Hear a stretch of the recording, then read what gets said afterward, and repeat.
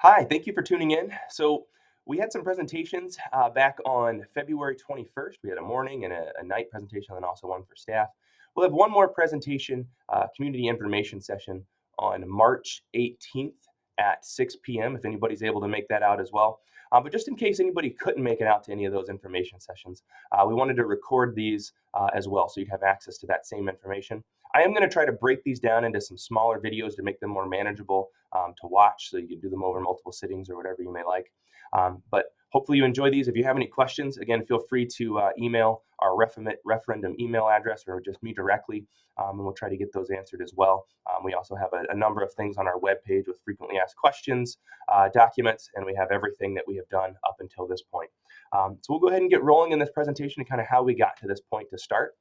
So first off, just some quick intros. We have a number of partners with this. So one from the Rib Lake School District side.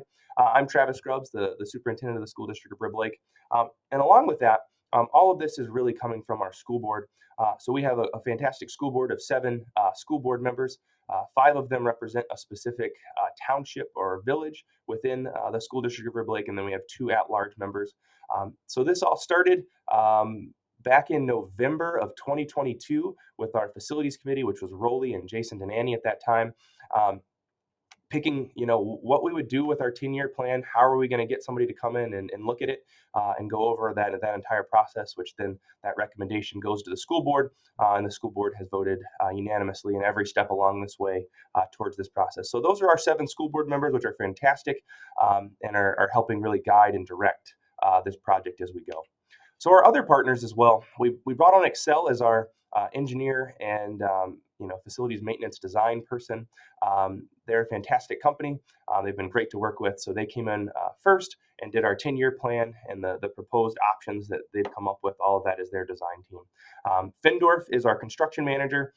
They were brought on more recent to try to get our cost analysis as accurate as we could, and they've primarily been working on the cost. And then Baird is our financial partner in this, and they're helping us figure out the municipal borrowing and everything associated with that, the tax impact, that type of stuff.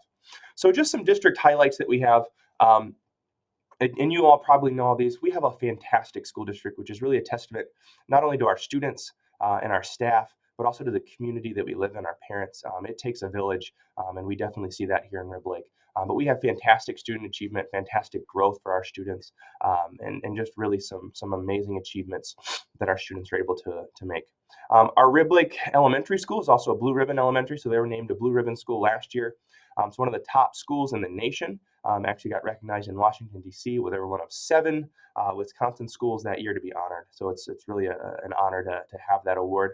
And then this year, our middle school as well was named a U.S. News and World Report's best middle school in Wisconsin. We're number 41 out of all middle schools in Wisconsin, which is fantastic. And really, the closest school around us, I think, is Edgar in our area, and they are like 120s somewhere in there. So this is a fantastic achievement. We're very proud of our middle school, and all of our schools across the district are just fantastic. So it's just great to be here in Rib Lake, where we have this community and we have this school district. Just very thankful for everything that we have and have been able to accomplish. So a little bit about our planning process that we've had. So we started this again back in November of 2022, looking for a new 10-year plan. Our old 10-year plan had come due. We had finished the last items on there, and we wanted to put something in place to make sure we kept our buildings, up to their optimal conditions, and then they're going to be able to serve our students for many years to come. So Excel came in and they reached out to our staff, they reached out to our board, did some community engagement sessions, and first went through and scanned everything in our building, from top to bottom, light bulbs to flooring to exterior, to figure out what's the current state of all of our conditions. And with that, they were able to put together a plan of, hey, here's the things that need to be replaced in the next 5 years. Here's the things that need to be replaced in the next 5 to 10 years. And then here's the things across your district that are going to be good for 10 plus years. And that is what kind of gets adapted into our 10-year maintenance plan. They also came in and did an educational space and capacity analysis where they watched how we used our spaces. They saw different ways we utilized in students in classrooms, how students transitioned, our class sizes, future projections of enrollment, all of that to figure out what our spacing capacity was. And then also talked with our board and our staff and some of our students and community about, well, what's the best way we could utilize our spaces, and is there things that we're missing? And from that, they came up with some options development and costs. And then we took that to community input sessions where we had people come out into our school district, and I'll talk more about that in a second, and give us feedback on all of these options that we've put together. And then since then, we've kind of refined. We've went to a community survey, which we'll talk more about. We've gotten some final plan and costs, and now we're in the referendum timeframe. So where that took us, once we got these proposals, so up to that point, we had our kind of our facilities planning guide, our maintenance plan. We had our spacing capacity analysis, and we had a ton of different plans that came out. And we actually had, probably 10 to 15 different plans that Excel came up with of different ways of looking at it, trying to do different things. A number of those were thrown out because they weren't as feasible. They were way too expensive. We were trying to do things, just trying to think outside of the box, different places to put things. And in doing that, sometimes you realize, hey, that's not cost effective. And we were able to come together with about 4 options for our middle school and high school, 2 options at our elementary school, and then also the options of do nothing, just take care of the maintenance to put towards our community. So in these sessions, we had over 80 people come out that day. We had 3 different sessions again, and we put these proposals. You can see them lined up around the outside of the middle school library. We did a quick presentation on how we got there.